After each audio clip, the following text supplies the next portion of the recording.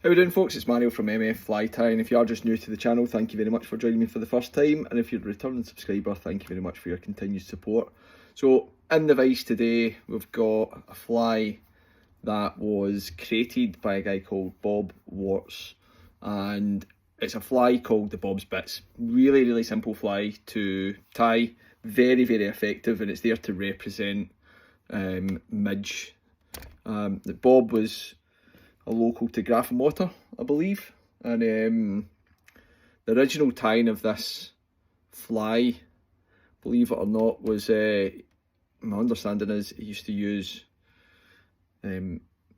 wool from his old fishing jumpers, hence the name Bob's Bits. So that's the story. I don't know how true that is. Somebody can maybe back it up with in the comments, but we'll go ahead and we'll tie it. And just before I go too far, the hooks that I'm using are from Fario. These are Fario's barbless dry fly in strong.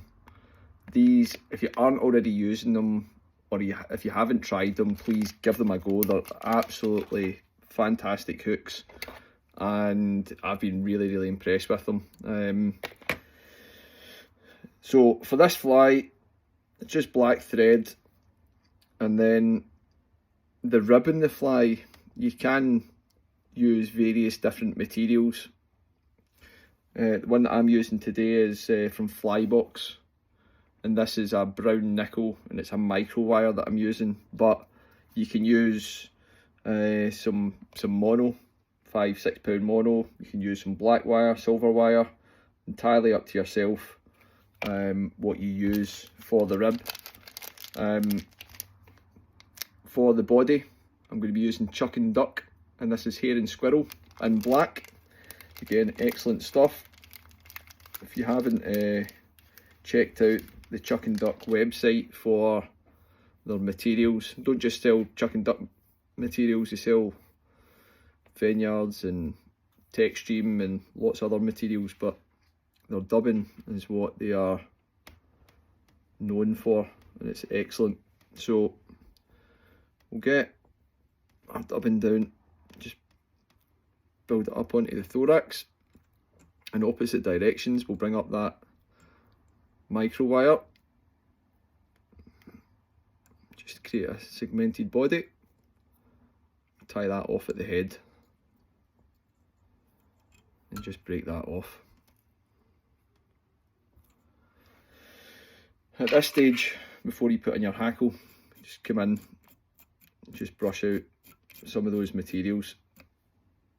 That will act as two purposes. One, makes it look a little bit buggier, but again, you want that fly to sit up on the water, so any of those fibres will look like legs, but they'll also just help the fly to float a little bit as well by trapping some of the air in between the fibres. And then for the hackle, this is just an old Indian Chinese cock hackle, and I'm looking for a hackle that's going to be suitable for this particular fly. So that one looks pretty good. This is a size 12. So you might find when you add your hackles in, sometimes what happens is your hackle can slip out when you tie it in. So just to help support that, you want to add a wee bit of wax to your thread, and that will just help it bed down a little bit further. It's obviously sticky because it's wax,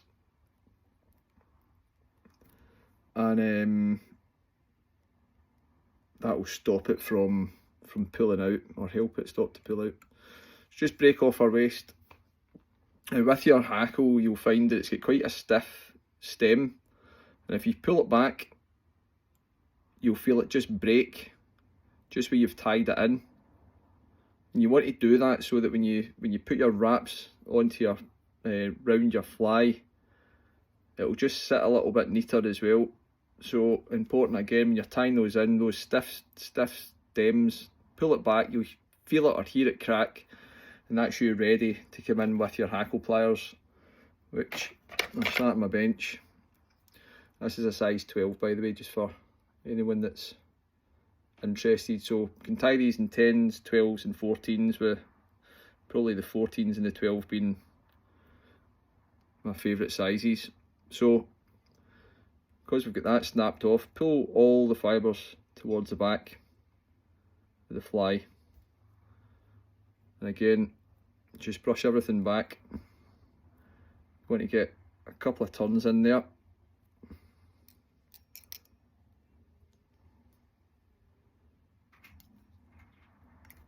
and then tie that off.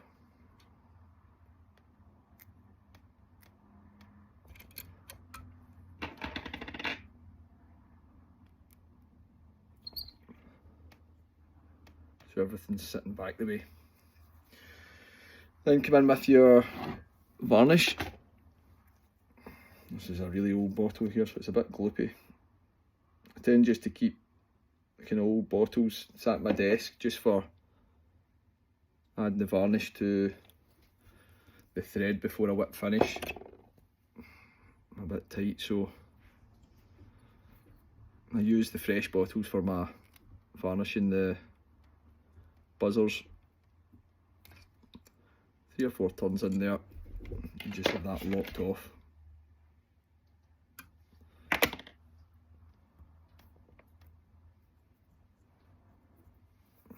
You can come in your dubbing brush, just stroke everything back.